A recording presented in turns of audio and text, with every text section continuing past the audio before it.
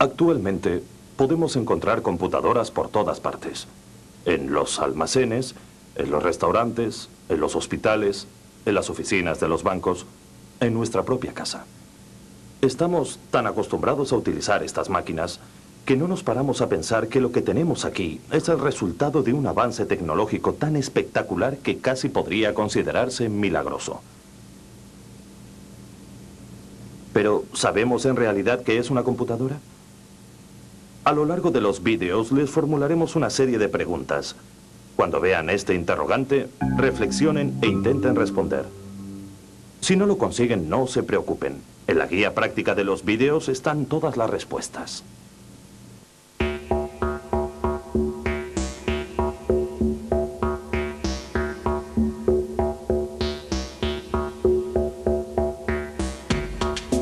A pesar de la aparente complejidad de las computadoras, el principio de su funcionamiento es algo tan simple como la presencia o ausencia de electricidad.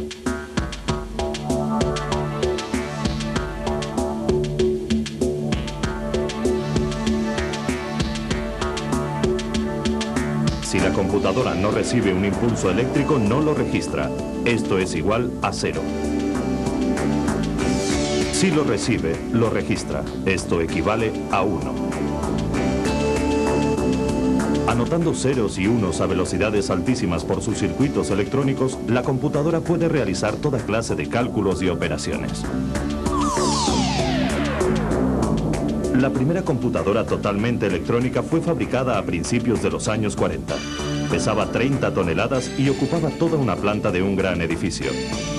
Aquel gran monstruo metálico podría realizar 5.000 operaciones por segundo.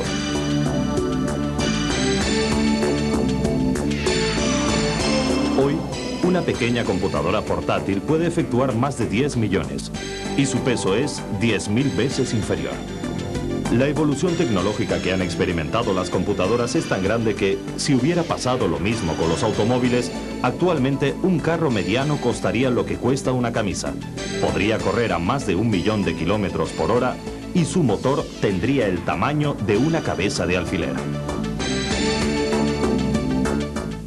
Gracias a los grandes y rápidos avances tecnológicos, las computadoras se han convertido en una herramienta de gran utilidad en nuestras vidas.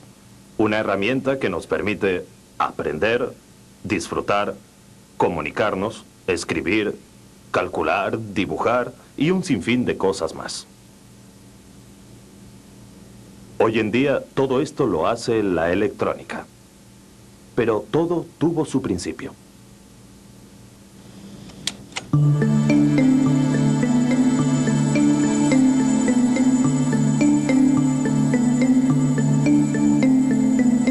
Hacia el año 3000 a.C.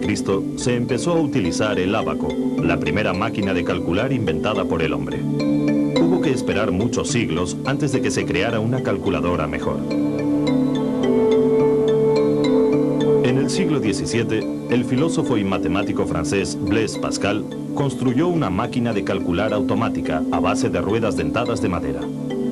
La máquina de Pascal solo podía hacer sumas y restas y era muy imperfecta, pero tuvo el mérito de ser la primera calculadora mecánica inventada por el hombre.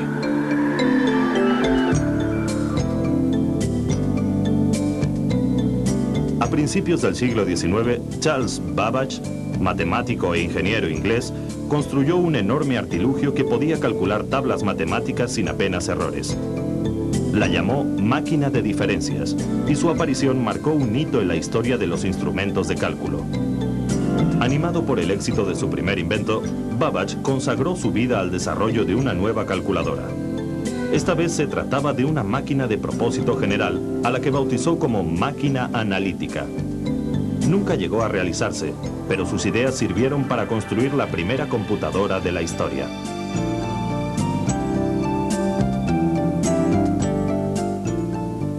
¿En qué se diferencian una calculadora y una computadora?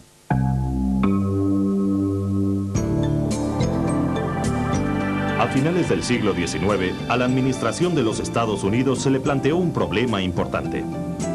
El censo de población se efectuaba cada 10 años y el de 1880 tardó 8 años en computarse.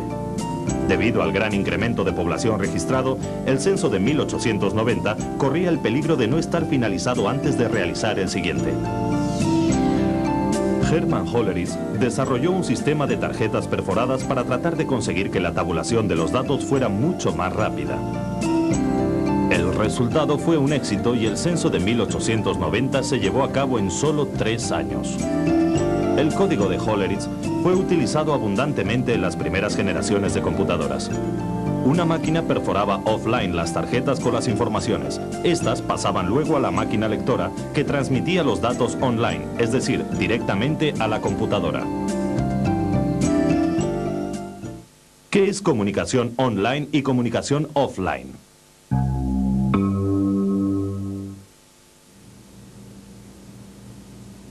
Hoy en día, los datos se introducen en la computadora a través del teclado o mediante otros sistemas como por ejemplo el escáner.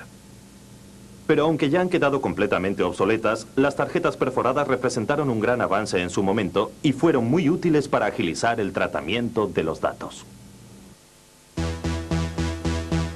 En los años 30, Howard Aiken, basándose en los estudios de Babbage, construyó una máquina a la que llamó Mark I. Fue la primera de una serie de máquinas Mark que inauguraron la pregeneración de computadoras. Mark I era un gran armatoste de 15 metros de largo por 2,5 de alto que pesaba 2 toneladas. Estaba formado por 250.000 piezas y por su interior corrían 800 kilómetros de cable. Mark I funcionaba combinando la electricidad y la mecánica a base de unos interruptores llamados relés. Fue la primera máquina de propósito general capaz de ser programada. El sueño de Babbage se había hecho realidad.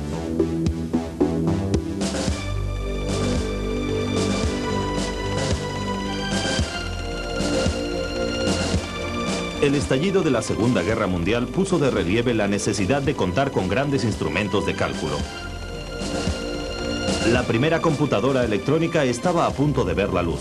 Fue construida en secreto por el gobierno de los Estados Unidos y su presentación en sociedad no tuvo lugar hasta 1946.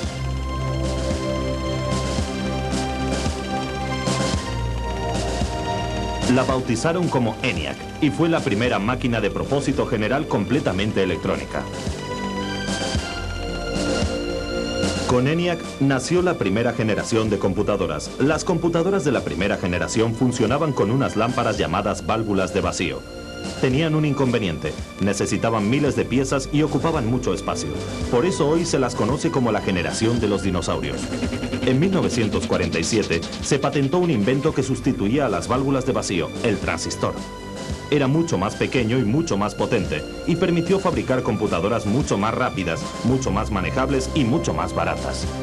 Desde entonces, el tiempo de proceso de las operaciones ya no se mediría en segundos sino en milisegundos. La implantación de los circuitos transistorizados dio lugar a la segunda generación de computadoras. ¿Cuáles son las partes principales de un circuito? A partir de la segunda generación, las computadoras dejaron de ser las máquinas inasequibles que solo podían utilizar los gobiernos o las grandes corporaciones, y su uso se extendió al mundo de los negocios.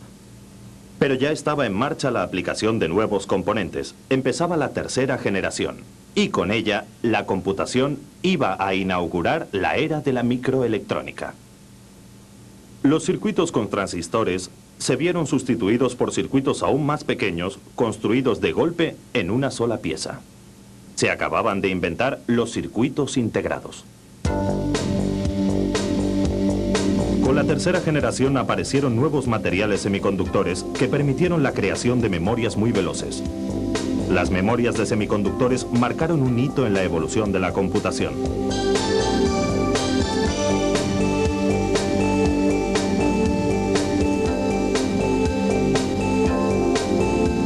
A principios de los 80 se establece la frontera entre la tercera y la cuarta generación.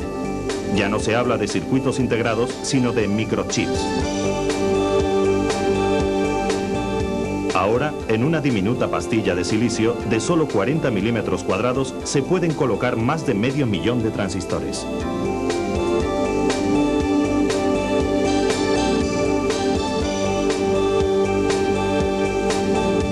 Lo Lo que antes hubiera requerido un gran espacio, una complicadísima instalación y un costo enorme, cabía ya en la yema de un dedo. Desde ahora, los tiempos de proceso se medirán en nanosegundos.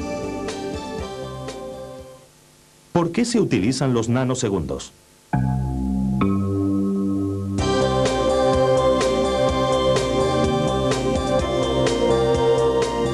La cuarta generación de computadoras es la generación del usuario. Surgen nuevos y potentes lenguajes de programación y las máquinas encuentran cada día más y más aplicaciones. El mundo tuvo que esperar miles de años entre la invención del ábaco y la máquina de Pascal. Y en unas pocas décadas se ha pasado de la era de los dinosaurios a la conquista del espacio. Existen diferentes clases de computadoras. La que tenemos aquí es una computadora personal. Es muy importante que antes de comprar una sepamos muy bien para qué la queremos y nos dejemos aconsejar por los expertos. Para sacarle un buen provecho solo necesitamos la instalación adecuada y unos cuantos conocimientos básicos de computación.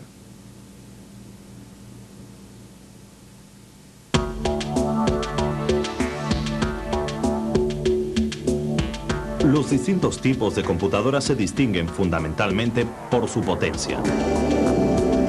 La computadora personal es la más utilizada. Se la conoce también como PC, abreviación inglesa de Personal Computer. Con nuestra computadora personal podemos escribir,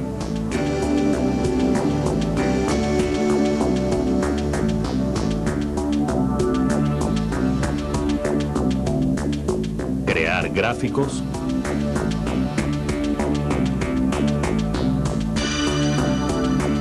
calcular, divertirnos aprendiendo,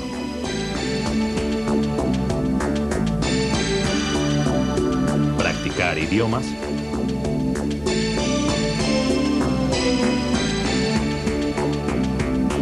retocar fotografías,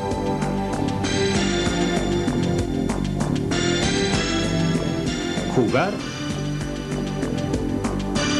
y hasta escuchar nuestra música favorita.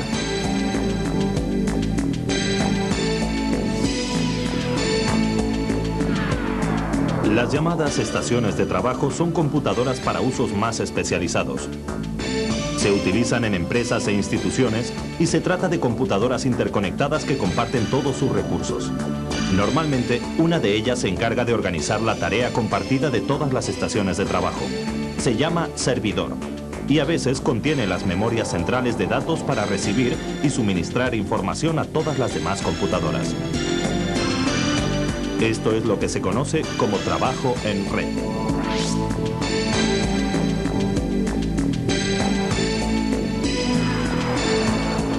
Las computadoras de gestión manejan grandes bancos de datos y funcionan con unos terminales que generalmente están conectados por línea telefónica.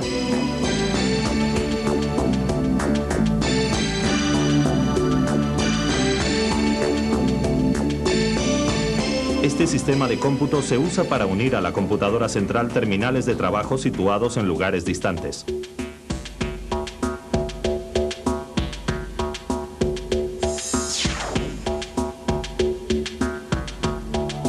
Un tipo especial de computadoras son las de control, que se encargan de vigilar el funcionamiento de procesos que requieren un alto nivel de seguridad. La cabina de un avión, por ejemplo, está dotada de un sofisticado sistema de cómputo que supervisa continuamente los instrumentos de vuelo. Algunas de estas computadoras son muy potentes y se emplean, por ejemplo, en la vigilancia del tráfico aéreo de los aeropuertos. Están conectadas a un gran número de sensores que, distribuidos por toda la zona bajo su control, les transmiten información en tiempo real, es decir, inmediatamente. ¿Todas las operaciones se efectúan en tiempo real? En el punto más alto encontramos las supercomputadoras, máquinas potentísimas capaces de realizar más de 100 millones de operaciones por segundo. Se utilizan sobre todo en investigaciones relacionadas con la simulación de vuelos espaciales, en exploraciones geológicas, en defensa en predicciones meteorológicas y en tareas de investigación científica. En todas estas actividades se necesita realizar cálculos enormemente complejos que difícilmente podrían llevarse a cabo sin la ayuda de las supercomputadoras. Todas las computadoras que hemos visto, desde el PC hasta la supercomputadora, son máquinas de propósito general. Es decir, son computadoras que pueden resolver cualquier problema siempre que dispongan del programa adecuado. Pero el desarrollo de la microelectrónica permite también la utilización de los microprocesadores en tareas concretas, que hacen mucho más fácil y segura nuestra vida cotidiana.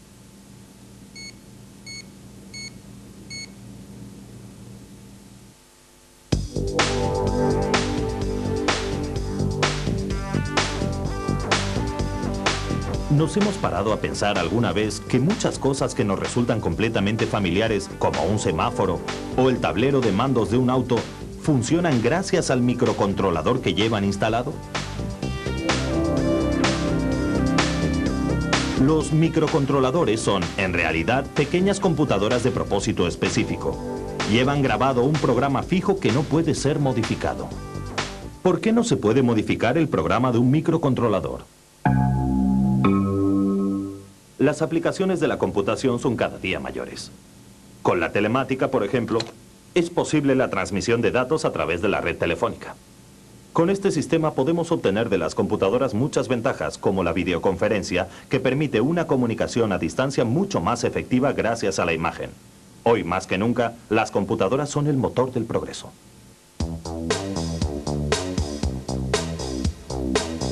El desarrollo tecnológico que ha experimentado la computación ha hecho avanzar todos los campos de la actividad humana.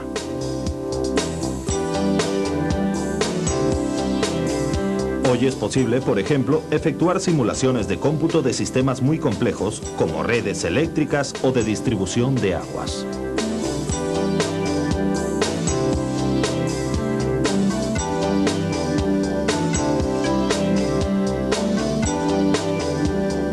Mediante técnicas de diseño asistido por computadoras se pueden crear modelos programados en arquitectura, en ingeniería, en náutica, en robótica. En todos los casos es posible pronosticar los resultados con un altísimo índice de fiabilidad. En medicina, con la aplicación de procedimientos de cómputo, se pueden realizar exploraciones en profundidad sin necesidad de acciones invasivas ni de cirugía. Las modernas técnicas exploratorias proporcionan imágenes del interior del cuerpo humano y garantizan un alto porcentaje de éxitos en el diagnóstico y tratamiento de muchas patologías.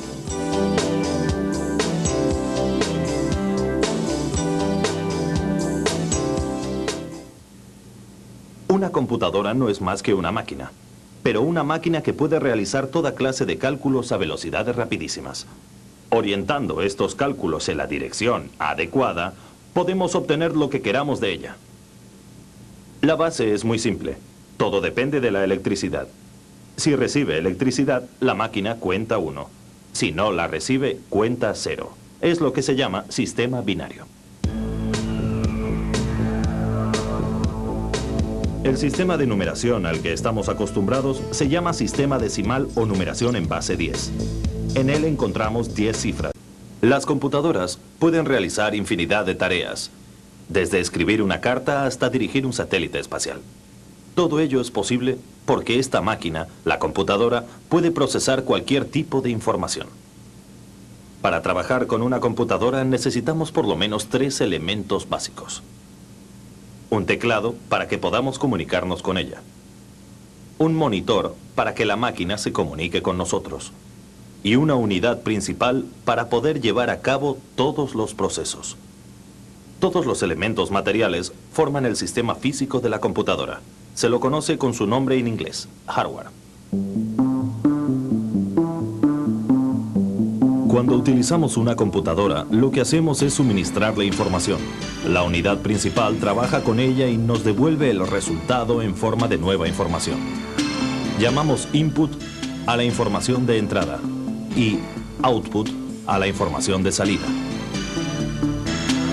La unidad principal contiene los componentes electrónicos que constituyen propiamente la computadora. Se comunica con el exterior a través de los llamados periféricos.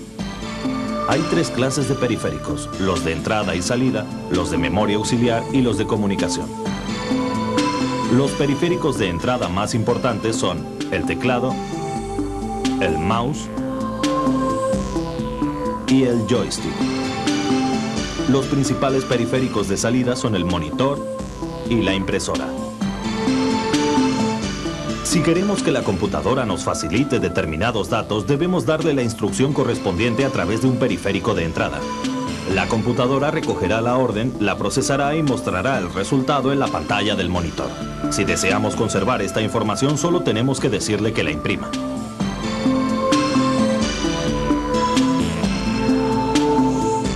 Los periféricos de memoria auxiliar son las unidades de lectura y escritura de discos.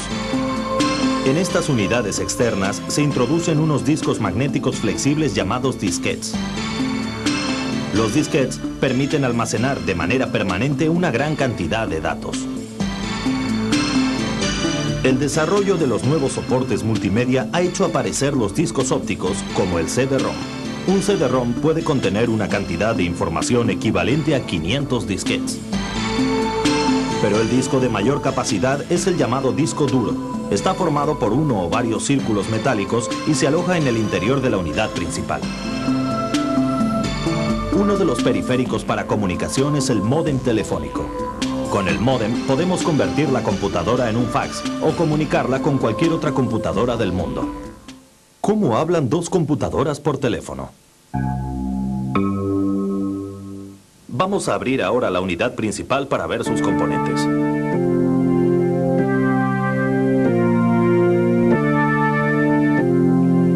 Aquí tenemos una placa base llamada también placa madre. Lo que contiene esta pequeña superficie, en otro tiempo hubiera necesitado un espacio de varios centenares de metros cuadrados.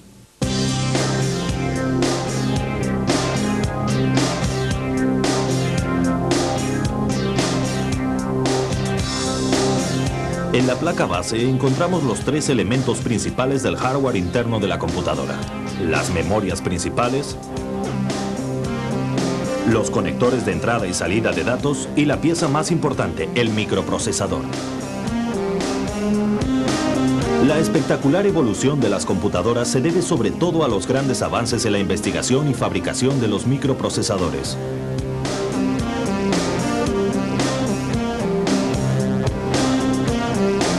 Gracias a la tecnología de la multiintegración, la superficie de cada chip de silicio lleva grabados más de 1 millón de transistores. El microprocesador es la CPU, abreviación inglesa de Unidad Central de Proceso. La CPU es el cerebro físico de la computadora. Como si fuera un director de orquesta, la CPU dirige todos los componentes del sistema. La CPU se conecta con el resto de elementos de la computadora por medio de unos canales llamados buses. Un bus es un conjunto de conductores por el que circulan a la vez varios impulsos eléctricos. Aquí vemos un bus de 8 conductores. Cada conductor o camino manda un bit de información. Así pues, cada uno de estos buses puede transmitir un byte, lo que equivale a 256 combinaciones posibles de ceros y unos. Esto permite, entre otras cosas, que la CPU pueda reconocer hasta 256 caracteres, porque cada carácter se identifica con un byte. A la letra A, por ejemplo, le corresponde la combinación 01000001 en el código internacional de caracteres llamado ASCII. ¿Cómo cifraríamos la palabra computación en sistema hexadecimal? Por cada bus circulan distintas combinaciones de impulsos eléctricos. ¿Qué ocurriría si se mezclaran unas con otras? Pues que todas las informaciones se confundirían y la computadora se volvería loca. Para evitarlo, las transmisiones se realizan a intervalos regulares una detrás de otra. El encargado de marcar el ritmo es el reloj del sistema. Este reloj que tengo aquí hace tic-tac 60 veces cada minuto. Pero el reloj del microprocesador es mucho más rápido. Más de 100 millones de tic-tacs por segundo. Pero casi me olvidaba. Nos falta ver una parte muy importante. La memoria. Para poder trabajar, la computadora necesita manejar datos e instrucciones. Esta información está contenida en las memorias, que son de dos tipos: la memoria auxiliar, que se guarda en los discos, y la memoria principal o de acceso rápido. Hay dos clases de memorias principales: la ROM y la RAM. ROM son las siglas en inglés de memoria solo lectura. La memoria ROM contiene las instrucciones básicas que el microprocesador necesita para arrancar la computadora. El contenido de la memoria ROM nunca se pierde, pero solo puede ser leída por el microprocesador y el usuario no puede acceder a ella ni modificarla. RAM son las siglas en inglés de memoria de acceso aleatorio. Podemos acceder a cualquier lugar de ella siempre que queramos, pero su contenido se pierde cuando apagamos la computadora.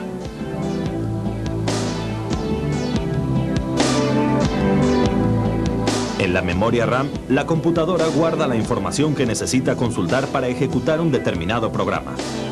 Así puede acceder a ella rápidamente. Por eso, de la cantidad de memoria RAM que tengamos instalada dependerá en gran parte la rapidez de nuestra computadora. ¿Existe un paralelismo entre el trabajo de la computadora y el de las personas?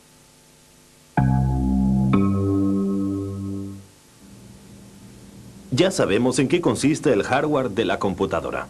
Un sistema físico de piezas electrónicas que nos permite procesar información. Pero el sistema físico por sí solo es un cuerpo sin vida. Hace falta algo que lo ponga en marcha y le dicte las pautas a seguir.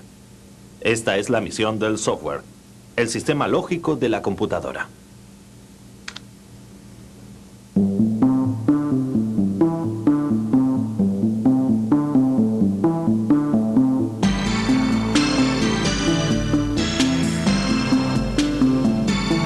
El software es el conjunto de programas que nos permite trabajar con la computadora.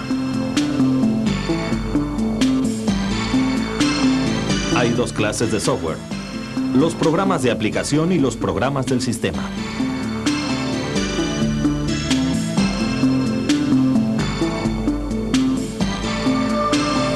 Los programas de aplicación son los que emplean los usuarios. Los principales son los de ofimática, como editores de textos, las hojas de cálculo, las bases de datos o los programas de gráficos. Otros tipos de aplicaciones de usuarios son las de gestión, como los programas de contabilidad,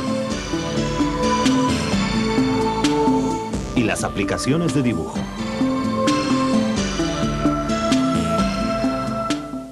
¿Qué es un paquete integrado? No podríamos trabajar con los programas de aplicación si no existieran los programas del sistema. El software del sistema es un conjunto de programas que se encargan de poner en marcha y controlar todos los elementos de la computadora. Este conjunto de programas recibe el nombre de sistema operativo. En el mercado existen varios tipos de sistemas operativos. La elección de uno u otro dependerá de las aplicaciones que deban gestionar. Si la CPU es el cerebro de la computadora, el sistema operativo es la inteligencia que lo hace funcionar. Nada más conectarlo, el sistema operativo pone la computadora a nuestra disposición. El sistema operativo es el responsable de que todo funcione como es debido. La mayor parte de los programas que lo forman reside en el disco duro. El disco duro, además, contiene todos los datos y los programas que guardamos en nuestra computadora. Por eso es muy importante que toda esta información esté debidamente organizada. En este archivador tenemos docenas de documentos, pero no están puestos de cualquier manera. Aquí vemos varios apartados. En cada apartado hay diversas carpetas, y cada carpeta contiene una serie de documentos. Todo está en su lugar. Esto es exactamente lo que ocurre con la computadora. ¿Cómo se organiza la información en el disco duro?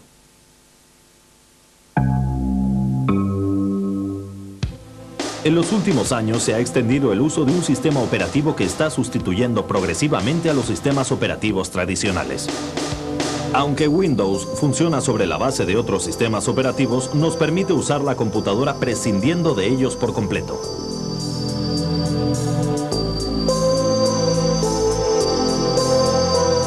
ejecutar cualquiera de los muchos programas de aplicación que se han creado para Windows, solo tenemos que hacer doble clic con el mouse.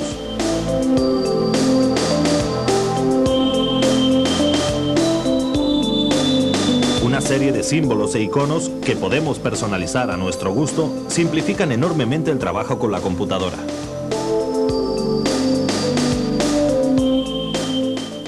Cualquier computadora necesita un programa para poder trabajar. Un programa es una secuencia ordenada de instrucciones que la computadora es capaz de ejecutar para resolver nuestros problemas. Utilizando el programa adecuado, cada usuario puede solucionar sus necesidades concretas.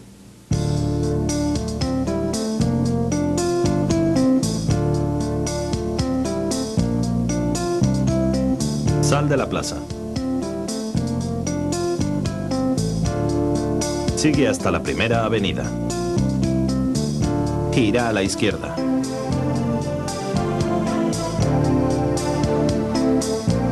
Avanza 3 calles.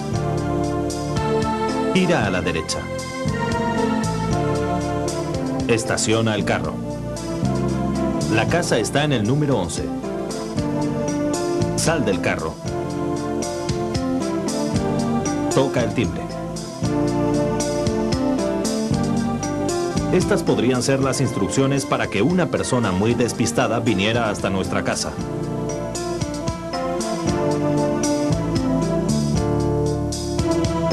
Pero ¿qué ocurriría si al llegar a la última calle la encontrara cerrada al tráfico? Pues que seguramente daría la vuelta a la manzana y entraría por el otro lado. Es una simple cuestión de sentido común.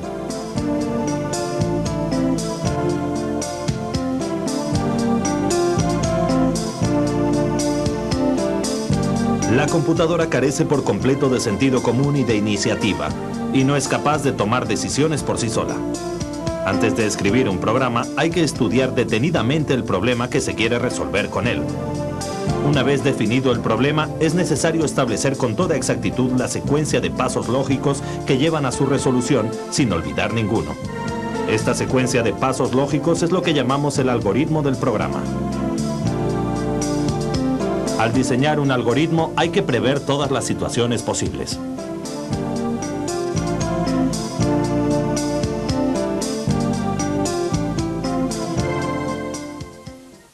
¿Cuál sería el algoritmo para freír un huevo?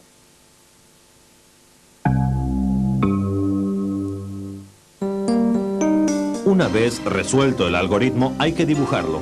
Tendremos entonces el ordinograma o diagrama de flujo. Veámoslo con un ejemplo sencillo. Supongamos que queremos calcular el área de un triángulo rectángulo que, como sabemos, es base por altura dividido por 2. Así sería el diagrama de flujo correspondiente a nuestro problema, instrucción por instrucción. Inicio. Lee la longitud de la base. Lee la longitud de la altura. Multiplica la longitud de la base por la longitud de la altura. Divide el resultado de la multiplicación por 2. Escribe el resultado de la división. Termina. Si necesitáramos un programa que clasificara a las personas por su estatura, ¿cómo haríamos el diagrama de flujo?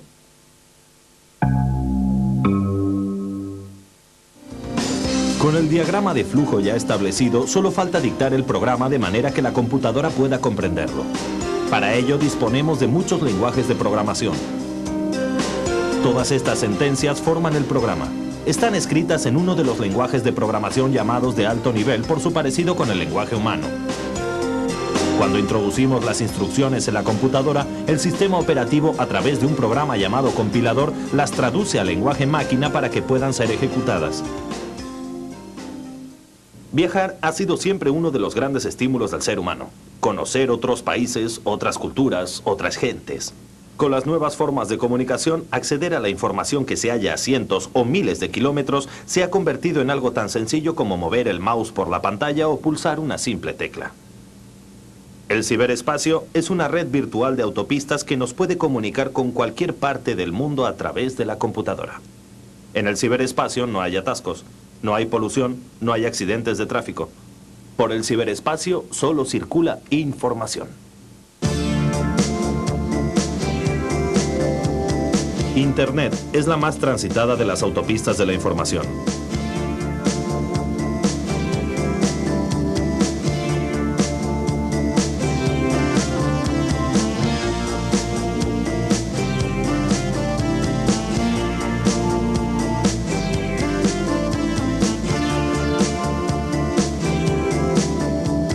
Los cibernautas, navegantes del ciberespacio, se cuentan ya por millones en todo el planeta. Hoy, un usuario de las autopistas de la información puede consultar desde la prensa de cualquier parte del mundo hasta las mejores recetas de cocina. Y todo sin salir de casa. Miles de millones de datos circulan durante las 24 horas del día por Internet.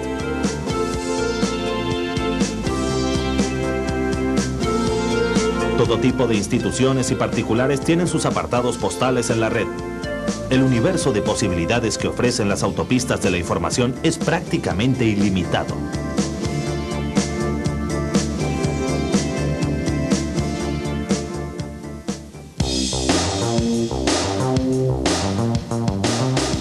Uno de los grandes avances de la computación es la llamada realidad virtual. Las modernas tecnologías han hecho posible espectaculares efectos visuales, con imágenes en 3 dimensiones que permiten recrear y estudiar todo tipo de objetos.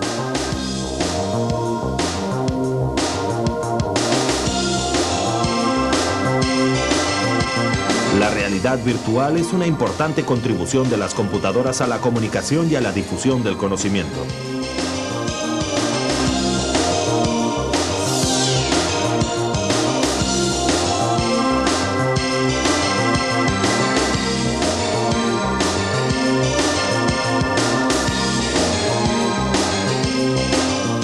Gracias a los soportes láser como el CD-ROM, se puede acceder a miles y miles de páginas interactivas que no solo contienen texto, sino además imagen y sonido.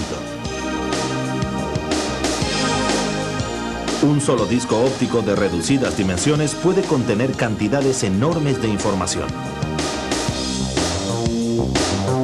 Y la evolución del universo multimedia no ha hecho más que empezar.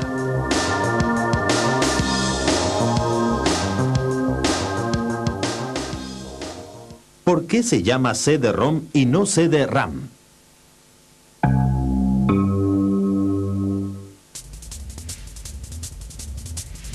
La revolución de la microelectrónica es un hecho imparable. En la actualidad, hay en el mundo miles de millones de microprocesadores controlando las más diversas tareas. En la quinta generación de computadoras habrá máquinas mucho más rápidas y potentes, con procesadores aún más diminutos que podrán realizar más de 1 billón de operaciones por segundo.